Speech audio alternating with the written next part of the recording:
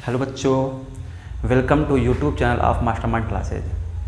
बच्चों, आज हम लोग पढ़ने वाले हैं गति के समीकरणों का निगमन, ठीक है, ग्राफीय विधि से। आज ग्राफ की सहायता से गति के जो 3 समीकरण हैं उनका हम लोग प्रूफ करना सीखेंगे, ठीक है। तो गति का जो पहला समीकरण है v = u + at, गति का दूसरा समीकरण है s = ut + ½ at², गति का तीसरा समीकरण है v² = u² + 2as। इन तीनों समीकरणों का आज हम लोग ग्राफ की सहायता से प्रूफ करना सीखेंगे, ठीक है। चलिए, तो यहाँ पर देखिए, इस फिगर का ग्राफ यहाँ पर ड्रा करना है, ठीक है। तो जिन लोगों को ग्राफ ड्रा नहीं करने आता है, ग्राफ खींचना नहीं आता है, तो उसके लिए मैं एक उदाहरण यहाँ दे रखा हूँ ताकि आपको ग्राफ सीखना समझ में आ जाए। यहाँ पहले मैं ग्राफ खींचूँगा, ठीक है। तो यहाँ से आपको समझ में आ जाएगा कि ग्राफ कैसे खींचा जाता है। उसके बाद मैं यहाँ ग्राफ खींचूँगा और उसके बाद गति के 3 समीकरणों को मैं प्रूफ करूँगा। तो चलिए, पहले मैं इस उदाहरण का ग्राफ यहाँ पर खींच कर दिखाता हूँ। यहाँ देखिए, एक कार है, कार का वेग यहाँ पर 10 मीटर/सेकेंड है और 1 सेकेंड बाद कार का वेग बढ़ करके 20 मीटर/सेकेंड हो गया है। 1 सेकेंड बाद कार का वेग फिर बढ़ गया है, 30 मीटर/सेकेंड हो गया है। अगले 1 सेकेंड में कार का वेग बढ़ करके 40 मीटर/सेकेंड हो गया है। कार का वेग बढ़ता जा रहा है। कार का ड्राइवर जो है कार का स्पीड बढ़ा रहा है, वेग बढ़ा रहा है। कार में त्वरण है, पूछा जाए त्वरण कितना है कार में, यहाँ पर तो वेग में हर 1 सेकेंड में कितने की वृद्धि हुई है, वेग में हर 1 सेकंड में 10 की वृद्धि हो रही है। तो हम कहेंगे त्वरण 10 है, 10 मीटर/सेकेंड²। तो वेग में हर 1 सेकंड में जितने की वृद्धि होती है उसको हम त्वरण कहते हैं, ठीक है। जिसको नहीं मालूम है वो त्वरण का मेरा वीडियो देख लेगा, आप लोग को समझ में आ जाएगा।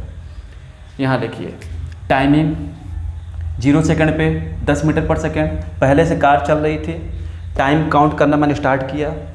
तो जब टाइम काउंट करना मैंने स्टार्ट किया तो 1 सेकंड बाद वेग देखा मैंने 20 हो गया है। अगले 1 सेकंड बाद मैंने वेग देखा तो 30 हो चुका है। अगले 1 सेकंड के बाद वेग मैंने देखा 40 हो चुका है। कार पहले से चल रही थी, कार का ड्राइवर जो है कार का स्पीड बढ़ा रहा है, ठीक है। चलिए, अब यहाँ देखिए, ये वेग है।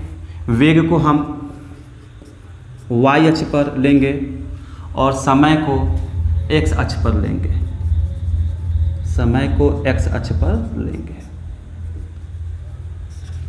ठीक है।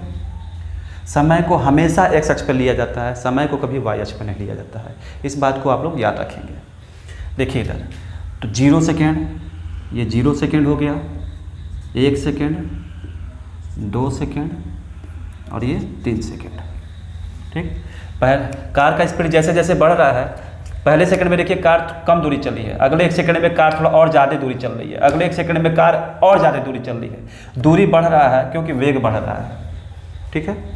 अच्छा, वेग देखिए, वेग 10 मीटर/सेकेंड, 10 मीटर/सेकेंड, फिर उसके बाद है 20 मीटर/सेकेंड, फिर यहाँ है 30 मीटर/सेकेंड, फिर है 40 मीटर/सेकेंड।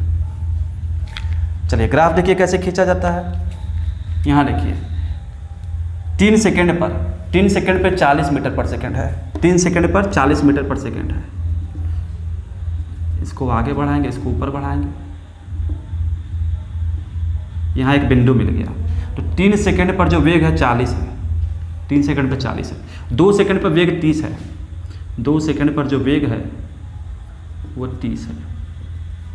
अगला पॉइंट यहाँ मिल गया, 2 सेकेंड पे वेग 30 है, 1 सेकेंड पे वेग 20 है, 1 सेकेंड पे वेग 20 है, ये हो गया। अगला पॉइंट यहाँ मिल गया, 1 सेकेंड पे वेग 20 है। अच्छा, पॉइंट नंबर हम डाल देते हैं। पहला पॉइंट यहाँ मिला है, दूसरा पॉइंट यहाँ मिला है, तीसरा पॉइंट यहाँ मिला है, एक पॉइंट अभी और मिलना बाकी है। 0 सेकेंड पर वेग 10 है, 0 सेकेंड पे वेग 10 है, पॉइंट जो है यहाँ मिलेंगे। इस बात का ध्यान देना है कि पॉइंट कहाँ लेना है। 0 सेकंड पे वेग 10 है, 0 सेकंड पे वेग 10 है, पॉइंट यहाँ लेंगे। इन सारे पॉइंट एक ही सीध में हैं, इनको मिलाएंगे तो एक सीधी रेखा बनेगी, ठीक है। मैं ग्राफ खींच दे रहा हूँ, इनको मिलाएंगे तो एक सीधी रेखा बनेगी। इस ग्राफ से दिख रहा है कि समय जैसे जैसे बीत रहा है वेग बढ़ता जा रहा है, ठीक है। समय के साथ वेग बढ़ रहा है, ओके। तो 0 सेकंड पे वेग 10 है, 1 सेकंड पे वेग 20 हो गया है, 2 सेकंड पे वेग 30 हो गया है, 3 सेकंड पे वेग 40 हो गया है। जैसे जैसे समय बीत रहा है वेग बढ़ता जा रहा है। तो यहाँ से आपको समझ में आ गया होगा कि वेग समय ग्राफ किस तरह से खींचा जाता है। अगर ये आपको उदाहरण समझ में आ गया है तो इसका ग्राफ जब मैं खींचूंगा तो आपको समझ में आ जाएगा कि हाँ कैसे खींचा जा रहा है। चलिए देखिए इधर समय 0 मैंने यहाँ भी लिया था, जैसे समय 0 यहाँ लिया है, इसको प्रारंभिक वेग कहेंगे u। समय 0 पर प्रारंभिक वेग u, जैसे जैसे समय बीत रहा है कार का वेग बढ़ता जा रहा है। यहाँ कार का वेग हो चुका है v, समय t पर वेग हो चुका है v, त्वरण है a। त्वरण को किससे दिखाते हैं? तो a से दिखाते हैं।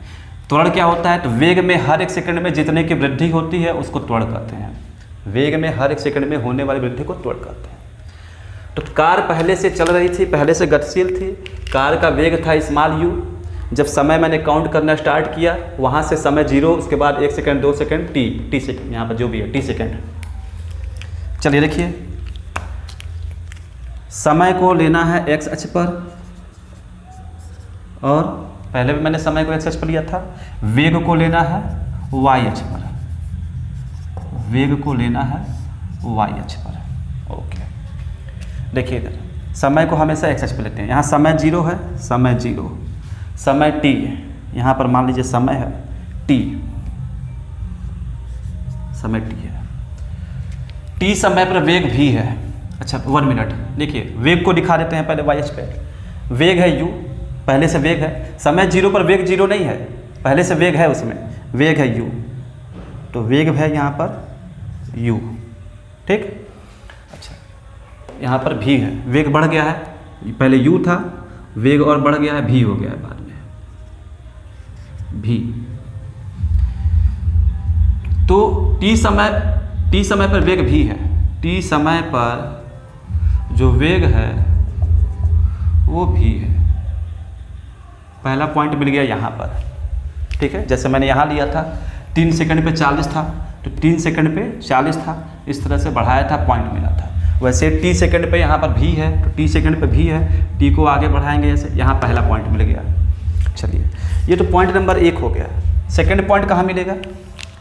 जब समय 0 है तो वेग u है, जब समय 0 है तो वेग u है। दूसरा पॉइंट यहाँ मिलेगा, सेकंड जो पॉइंट होगा यहाँ होगा, पहले से वेग है, ठीक है। और इन दोनों बिंदुओं को मिला दीजिए तो ग्राफ तैयार हो जाएगा। आइए दोनों बिंदुओं को मिला देते हैं, तो ये हो गया ग्राफ, वेग समय ग्राफ।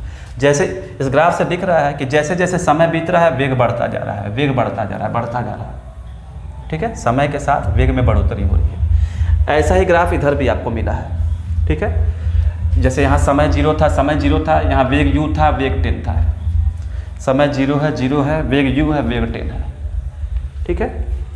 तो 0 समय पर पहले से उसमें वेग है, जब समय 0 है तो पहले से ही उसमें वेग है, कार पहले से गतिशील है, तो u यहाँ से लेंगे हम, ठीक है। ओके, तो इस उदाहरण से समझ में आ गया होगा कि ग्राफ कैसे ये खींचा जा रहा है। ओके, ये बीच का मैं फिगर हटा लेता हूँ, और यहाँ से मैं बीच का ये वैल्यू हटा देता हूँ।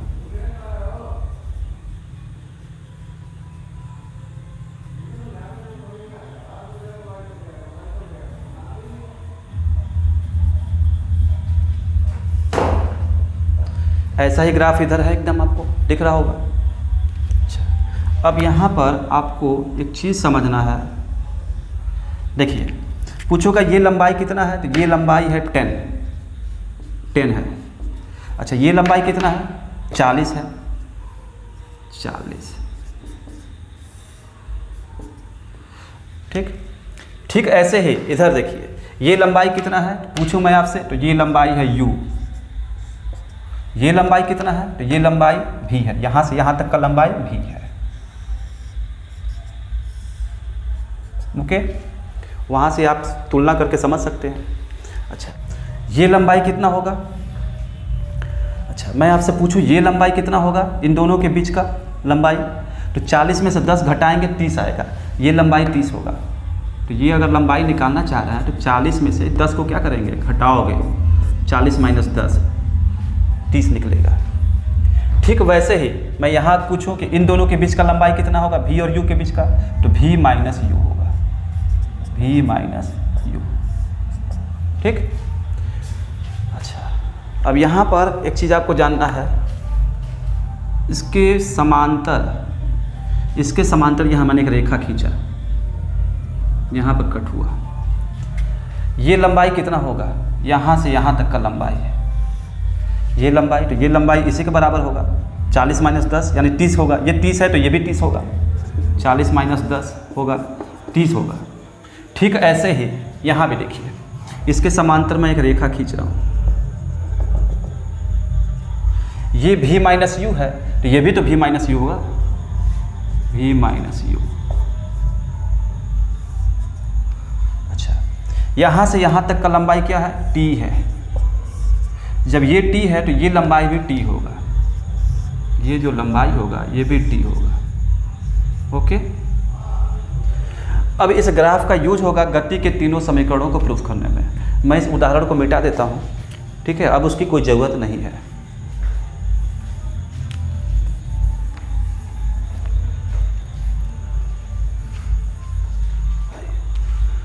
तो आपको समझ में आ गया होगा कि ये v माइनस यू कैसे है। ठीक है, ये लंबाई और ये लंबाई बराबर है आमने सामने का, यहाँ से यहाँ तक v माइनस यू है तो ये भी v माइनस यू होगा, यहाँ से यहाँ तक t है लंबाई तो ये लंबाई भी क्या होगा, यहाँ से यहाँ तक t होगा। ये ग्राफ है। ठीक है, चलिए गति का पहला समीकरण प्रूफ किया जाए। तो गति का प्रथम समीकरण v इक्वल टू होता है u प्लस ए टी। इसका आपको प्रूफ जानना है ग्राफ की सहायता से। ओके। तो गति के समीकरणों को प्रूफ करने में दो बातें यूज होंगे, दो नोट में हम लिखवा दे रहे हैं यहाँ। नोट नंबर एक क्या है कि वेग समय ग्राफ, ये ग्राफ है वेग और समय के बीच में, वेग समय ग्राफ का जो ढलान होता है वो त्वरण के बराबर होता है। क्या बोला हूँ मैं नोट नंबर 1 में कि वेग समय ग्राफ का ढलान, वेग समय ग्राफ का ढलान किसके बराबर होता है, त्वरण के बराबर होता है।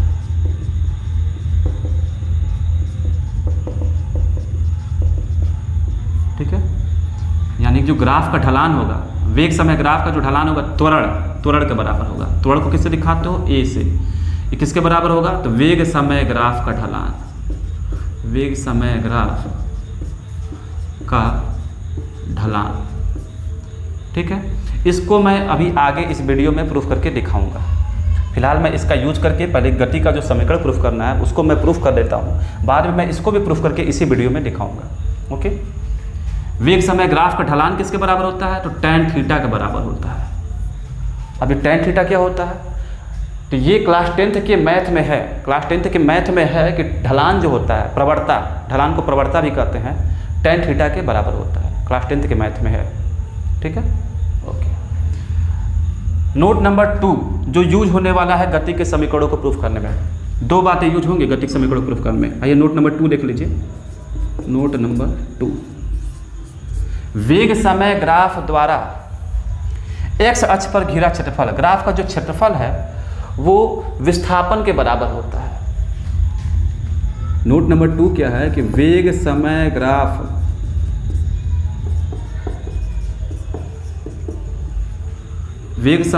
द्वारा x अक्ष पर घिरा क्षेत्रफल द्वारा x अक्ष पर घिरा क्षेत्रफल विस्थापन के बराबर होता है, विस्थापन के बराबर होता है। इसको भी मैं प्रूफ करके दिखाऊंगा। ठीक है, इन दोनों को मैं वीडियो के लास्ट में अलग से प्रूफ कर दूंगा। चलिए पहले इनका यूज करके गति के समीकरणों को प्रूफ करना सीखा जाए। चलिए, तो गति का पहला समीकरण मैं प्रूफ करने जा रहा हूँ। तो गति का जो पहला समीकरण है उसको प्रूफ करने में नोट नंबर 1 यूज होगा। नोट नंबर 1 से जो त्वरण होता है किसके बराबर होता है, तो वेग समय ग्राफ के ढलान के बराबर होता है। वेग समय ग्राफ का ढलान, अच्छा ढलान किसके बराबर होता है, ढलान या प्रवणता भी कहा जाता है। तो ढलान tan थीटा के बराबर होता है, ये क्लास 10th के मैथ में है। ढलान tan थीटा, थीटा कहाँ है? तो थीटा ये है, ये कोण जो है थीटा है। कोण के सामने का भुजा लंब होता है। देखिए समकोण त्रिभुज बन रहा है, यहाँ 90 डिग्री है, ठीक है, 90 डिग्री है, यहाँ 90 डिग्री है, ये समकोण त्रिभुज है। कोण के सामने का भुजा लंब कहलाता है, ये लंब है, v माइनस यू लंब है, लंब। और यहाँ से इस त्रिभुज में ये आधार है, ठीक है, इसको कहेंगे आधार। ओके, तो ये लंब है, ये आधार है। ध्यान देंगे tan थीटा बराबर होता है लंब बटा आधार। ये कहाँ से लिख दिया मैंने? तो ये भी क्लास 10th के मैथ में है, क्लास 10th के मैथ में है, tan थीटा बराबर लंब बटा आधार। अगर 9th क्लास के बच्चे अगर इस वीडियो को देख रहे हैं तो उनको ये याद रखना पड़ेगा कि tan थीटा बराबर लंब बटा आधार होता है, और ये फार्मूला क्लास 10th के मैथ में पढ़ने को मिलेगा। अच्छा, लंब, लंब की वैल्यू भर दो, तो लंब की वैल्यू है v माइनस यू। आधार की वैल्यू भरो, आधार t के बराबर है, ये जो आधार है, आधार की लंबाई t के बराबर है, t। ये a लेकर चल रहे हैं, इसको तिर्यक गुणा कर दीजिए, गति का जो पहला समीकरण लाना था आ जाएगा। at is equal to v minus u, या u इधर घट रहा है, इधर आकर जुड़ जाएगा, तो u plus a t is equal to v। अरे इसको पलट के लिख दो, गति का पहला समीकरण आ चुका है, v बराबर u plus a T proof हो चुका है, ठीक है, गति का पहला समीकरण मैंने प्रूफ कर दिया। तो ग्राफ का यूज हुआ है यहाँ पर गति के पहले समीकरण को प्रूफ करने में। उम्मीद है पहले समीकरण का प्रूफ आपको समझ में आ गया होगा। अब ये जो चीज़ है त्वरण बराबर वेग समय ग्राफ का ढलान, इसको मैं इस वीडियो में भी आगे प्रूफ करके दिखाऊंगा। चलिए गति का दूसरा समीकरण प्रूफ करते हैं। गति के दूसरे समीकरण को प्रूफ करने में इसका यूज होने वाला है। चलिए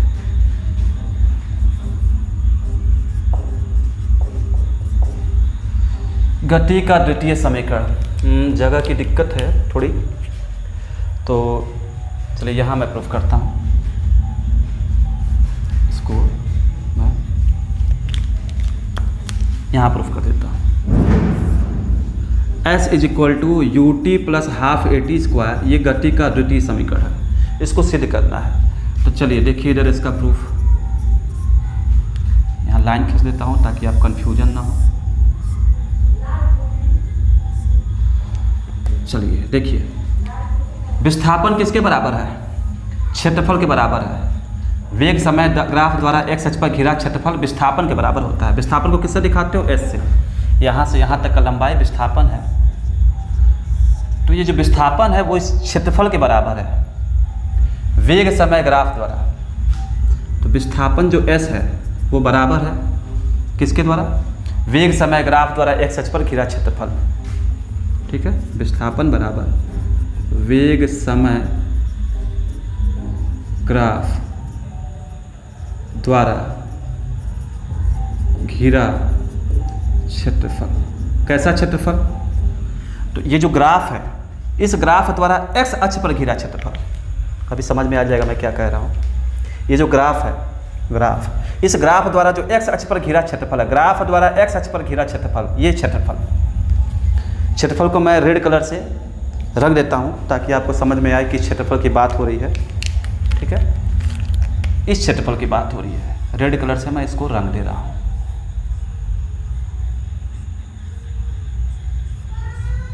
ये क्षेत्रफल निकाल लूँगा तो क्या निकल जाएगा? क्षेत्रफल निकालने से विस्थापन निकल जाएगा, ठीक है। इसको मैं अलग से भी प्रूफ करूँगा। ये कहाँ से मैंने लिख दिया है, तो इसको मैं अलग से भी इस वीडियो में प्रूफ करूँगा। देखिए ये क्षेत्रफल निकालना चाह रहे हो तो ये क्षेत्रफल ध्यान से देखेंगे, एक आयत दिख रहा होगा और एक त्रिभुज दिख रहा होगा। तो ये पूरा क्षेत्रफल निकालने के लिए इस आयत का क्षेत्रफल और इस त्रिभुज का क्षेत्रफल जोड़ना पड़ेगा, ठीक है। इसमें आपको एक आयत नजर आ रहा होगा, एक आयत नजर आ रहा होगा और एक त्रिभुज भी नजर आ रहा होगा। तो त्रिभुज का क्षेत्रफल और आयत का क्षेत्रफल मैं जोड़ दूं तो इस छायांकित भाग का क्षेत्रफल निकल जाएगा। आयत का क्षेत्रफल प्लस त्रिभुज का क्षेत्रफल, ओके। आयत का क्षेत्रफल क्या होता है? आयत का क्षेत्रफल होता है लंबाई गुणे चौड़ाई, और त्रिभुज का क्षेत्रफल होता है 1/2 लंब गुणे आधार। कैसा त्रिभुज है? समकोण त्रिभुज है। समकोण त्रिभुज का क्षेत्रफल का फार्मूला होता है 1/2 लंब गुणे आधार, लंबाई गुणे चौड़ाई। ठीक है, यहाँ देखिए लंबाई गुणे चौड़ाई।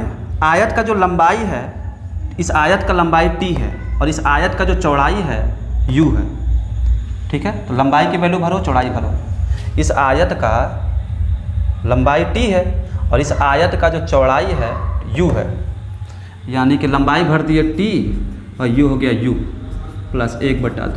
लंब तो आप पहले से जान रहे हैं, लंब है त्रिभुज का v माइनस u और आधार है t। बस एक लाइन और, गति का समीकरण प्रूफ हो जाएगा। देखिए इसको लिखोगे ut प्लस 1/2। यहाँ क्या करो कि t का गुणा करो, t का भाग दो। जब t का इसमें गुणा करेंगे, t का भाग दे दिए, t का गुणा भी कर दिया, वापस t से t कटेगा तो वापस एक ही t बचेगा। t का मैंने गुणा भी किया है, t का मैंने भाग भी दिया है, तो t² हो गया। वापस एक t से एक t, अगर एक t को हम काट दें तो एक t यहाँ बचेगा, वापस यही आ जाएगा। तो ut plus 1/2 v minus u by T क्या होता है? तो v minus u by T a होता है, त्वरण होता है, पहले से आप जानते हैं। तो ये त्वरण है a t²। तो v minus u by T a हो गया, त्वरण हो गया, और t²। गति का द्वितीय समीकरण प्रूफ हो चुका है। s बराबर ut प्लस हाफ t² है।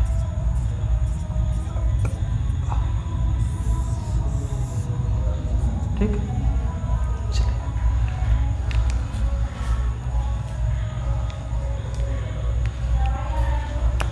आइए मैं इसको सिद्ध कर देता हूँ। ठीक है, उसके बाद मैं तृतीय समीकरण को प्रूफ करूँगा। पहले मैं इसको प्रूफ कर देता हूँ। देखिए इधर त्वरण वेग समय ग्राफ के ढलान के बराबर होता है और ढलान बराबर tan थीटा होता है। चलिए मैं इसको प्रूफ करता हूँ। प्रूफ कैसे प्रूफ होगा? तो देखिए इधर a बराबर क्या होता है? त्वरण बराबर होता है v minus u by T. ये पहले से आप पढ़ रखे हैं ना। अच्छा, v माइनस u क्या है त्रिभुज में? इस त्रिभुज में v माइनस u लंब है, v माइनस u लंब है, और t क्या है? t आधार, t आधार। तो ये फार्मूला पहले से जानते थे कि a बराबर v minus u by T, v minus u लंब है, t आधार हो गया। लंब बटा आधार क्या होता है? तो लंब बटा आधार tan थीटा होता है। ठीक है, लंब बटा आधार tan थीटा होता है। और tan थीटा क्या होता है? tan थीटा किसे कहते हैं? tan थीटा को ही ग्राफ का ढलान कहते हैं, ग्राफ का ढलान या प्रवणता। ये बात क्लास 10th के मैथ में मिलेगा कि tan थीटा ग्राफ का ढलान होता है। तो जो प्रूफ करना था प्रूफ हो गया कि मैंने प्रूफ कर दिया कि जो त्वरण होता है ग्राफ के ढलान के बराबर होता है। त्वरण ग्राफ के ढलान के बराबर होता है। ठीक, अच्छा, यही चीज़ तो यहाँ लिखा हुआ है, बस उल्टा करके लिखा हुआ है। खुद देखिए, ये जो लाइन है यहाँ पहले है, ये वाला लाइन यहाँ है, ये वाला लाइन यहाँ है, ये वाला लाइन यहाँ है। ये चारों लाइन देखो, ये वाला लाइन यहाँ लिखा है, ये वाला लाइन यहाँ लिखा है, ये वाला लाइन यहाँ लिखा है, ये वाला लाइन यहाँ लिखा है। तो अगर आपको ये आता है तो इसी को उल्टा कर देंगे तो गति का समीकरण प्रूफ तो हो जाएगा। या अगर आपको ये मालूम है तो उसको भी प्रूफ कर सकते हो। अगर आपसे क्वेश्चन पूछा जाए, एक आपके कोर्स में है, कोर्स में पूछा भी जाता है, दिखाइए कि वेग समय ग्राफ का ढलान त्वरण के बराबर होता है। सिद्ध कीजिए कि वेग समय ग्राफ का ढलान त्वरण के बराबर होता है, तो ऐसे ही सिद्ध कर देंगे। ठीक, चलिए अब नोट नंबर 2 को मैं प्रूफ करने जा रहा हूँ। वेग समय ग्राफ द्वारा x अक्ष पर घिरा क्षेत्रफल विस्थापन के बराबर होता है। आइए मैं इसको प्रूफ करके दिखाता हूँ। इसको पहले मैं मिटा देता हूँ, जगह नहीं है बोर्ड पे। तो इसका प्रूफ मैं यहाँ पर कर देता हूँ। नोट नंबर 2 का प्रूफ देख लीजिए। नोट नंबर 2 का प्रूफ,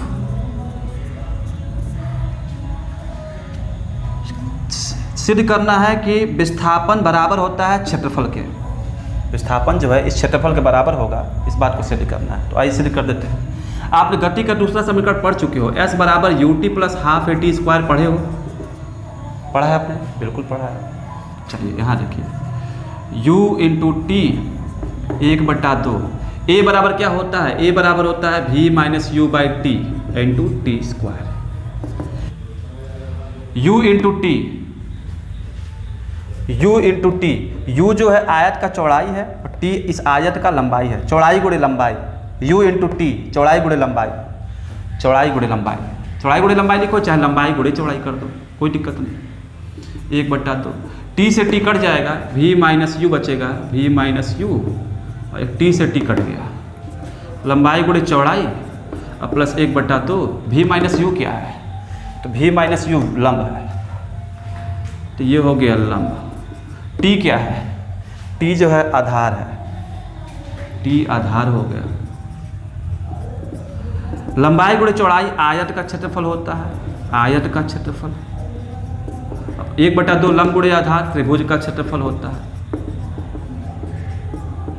और आयत का क्षेत्रफल और त्रिभुज का क्षेत्रफल जोड़ेंगे, आयत का क्षेत्रफल और त्रिभुज का क्षेत्रफल जोड़ेंगे तो ये पूरा क्षेत्रफल निकल जाएगा टोटल। तो टोटल क्षेत्रफल निकलेगा। कैसा क्षेत्रफल? अरे वेग समय ग्राफ द्वारा एक्स पर घिरा क्षेत्रफल निकल जाएगा दोनों को जोड़ने पर। तो वेग समय ग्राफ द्वारा, वेग समय ग्राफ द्वारा एक्स अक्ष पर घिरा क्षेत्रफल निकल जाएगा, एक्स अक्ष पर घिरा क्षेत्रफल। ठीक, ये आपका एस लेकर चल रहा हूं मैं शुरू से, विस्थापन या एस या एस या एस या एस या एस। तो नोट में जो मैंने बात कहा था कि विस्थापन बराबर होता है क्षेत्रफल के, विस्थापन बराबर होता है क्षेत्रफल के, मैंने प्रूफ कर दिया। विस्थापन क्षेत्रफल के बराबर है, विस्थापन क्षेत्रफल के बराबर है। ठीक है, अच्छा ये इसको सेम यही चीज़ तो यहाँ लिखा हुआ है, बस उल्टा करके लिखा हुआ है। देखिए ये जो लाइन है यहाँ पहले है, सबसे नीचे है, सेकंड लाइन यहाँ उसके ऊपर है, ये वाला लाइन आपको यहाँ दिखेगा, ये लाइन आपको यहाँ दिखेगा, यहाँ पर है, फिर इसकी उसके बाद ये वाला लाइन आपको यहाँ दिखेगा। तो यही चीज़ तो यहाँ उल्टा करके लिखा हुआ है। अगर ये आपको आ रहा है तो इसको प्रूफ कर लोगे, या ये चीज़ अगर आपको प्रूफ करने आता है तो ये प्रूफ कर लोगे, दोनों एक ही जैसा तो है। सेम यही चीज़ यहाँ उल्टा लिखा हुआ है। ठीक है, तो ये नोट नंबर 2 का प्रूफ आपको समझ में आ गया होगा, उम्मीद है। अब गति का तीसरा समीकरण प्रूफ करते हैं हम लोग लास्ट, इसके बाद ये टॉपिक ख़त्म हो जाएगा। चलिए गति का तीसरा समीकरण मैं प्रूफ करके दिखाता हूँ। तो उसके लिए थोड़ा जगह चाहिए बोर्ड पे, इसे मैं मिटा देता हूँ। गति का तीसरा समीकरण v² = u² + 2as, ग्राफ की सहायता से इसको प्रूफ करना है। चलिए ग्राफ की सहायता से कैसे मैं प्रूफ करूँगा? तो इस चीज़ को, पहला जो लाइन है विस्थापन वेग समय ग्राफ द्वारा घिरे क्षेत्रफल के बराबर होता है, इस बात को लेकर के मैं वहाँ लेकर चलूँगा और तीसरा समीकरण लाऊंगा। s बराबर वेग समय ग्राफ द्वारा घिरा क्षेत्रफल। यहाँ पर मैंने क्षेत्रफल निकालने के लिए, इस क्षेत्रफल को निकालने के लिए इस आयत का क्षेत्रफल और त्रिभुज का क्षेत्रफल मैंने जोड़ा था। अब यहाँ मैं क्षेत्रफल 2 टुकड़ों में नहीं निकालूंगा, पहले मैंने दोनों को ऐड किया था, आयत का क्षेत्रफल त्रिभुज का क्षेत्रफल। अब मैं पूरा का पूरा क्षेत्रफल एक ही बार में निकालने जा रहा हूँ, डायरेक्ट पूरा ये क्षेत्रफल एक बार में कैसे निकलेगा? यहाँ देखिए ये है क्या, ध्यान से देखिए, ये पूरा का पूरा समलंब है, समलंब चतुर्भुज है। समलंब चतुर्भुज में 2 भुजाएं समांतर होती हैं, यहाँ मैं बता दे रहा हूँ। यहाँ देखिए समलंब चतुर्भुज में 2 भुजाएं होती हैं जो कि समांतर होती हैं, बाकी 2 भुजाएं समांतर नहीं होती है। तो आपको दिख रहा होगा यही आकृति तो यहाँ पर है, यही तरह का आकृति यहाँ है। 2 भुजाएं समांतर है, ये दोनों भुजाएं समांतर है, बाकी 2 भुजाएं समांतर नहीं है, ये और ये समांतर नहीं है। ये एक समलंब चतुर्भुज है। समलंब चतुर्भुज में क्या होता है, ये लंबाई कितना है, ये लंबाई, तो ये लंबाई है u है, u। ये लंबाई कितना है, तो ये वाला लंबाई आपका है v है, अरे ये लंबाई वेग v के बराबर है, ये पूरा लंबाई v के बराबर है, v ये v है, यहाँ से यहाँ तक आपका u है। ये 2 समांतर भुजाएं हैं और दोनों समांतर भुजाओं के बीच की लंबवत दूरी, ये दोनों समांतर भुजाओं के बीच की लंबवत दूरी, लंबवत दूरी कितना है, t है। अरे देख सकते हो ये 2 समांतर भुजाएं हैं, ये और ये दोनों के बीच की दूरी t है, लंबवत दूरी।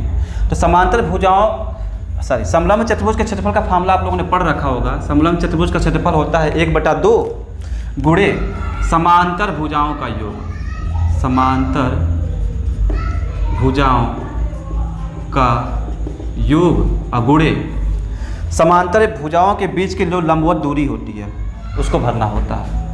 लंबवत दूरी, लंबवत दूरी तो 1/2 समांतर भुजाओं का योग, ठीक, u है और v है, तो समांतर भुजाओं का योग, u और v दोनों समांतर भुजाएं हैं, u और v दोनों समांतर भुजाएं हैं, तो इन दोनों समांतर भुजाओं को जोड़ना है।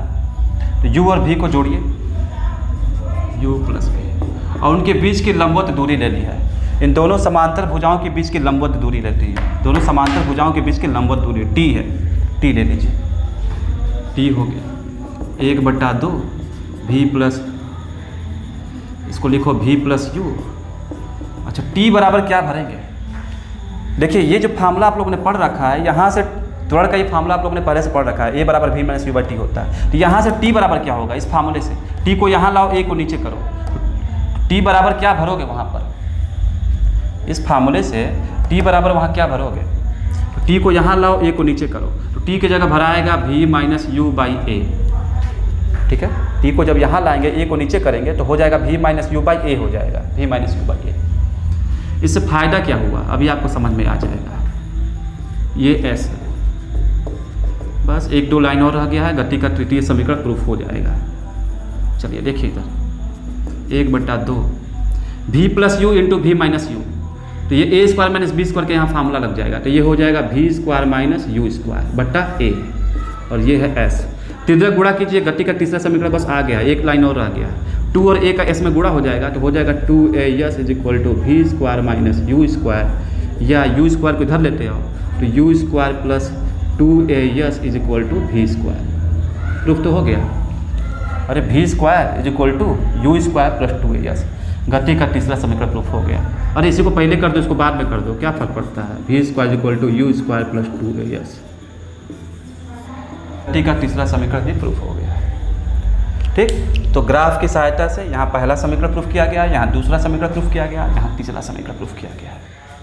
उम्मीद है आपको ये वीडियो पसंद आया होगा। अगर वीडियो पसंद आया हो तो लाइक कीजिए, चैनल को सब्सक्राइब कीजिए और अपने फ्रेंड्स को अधिक से अधिक शेयर कीजिए।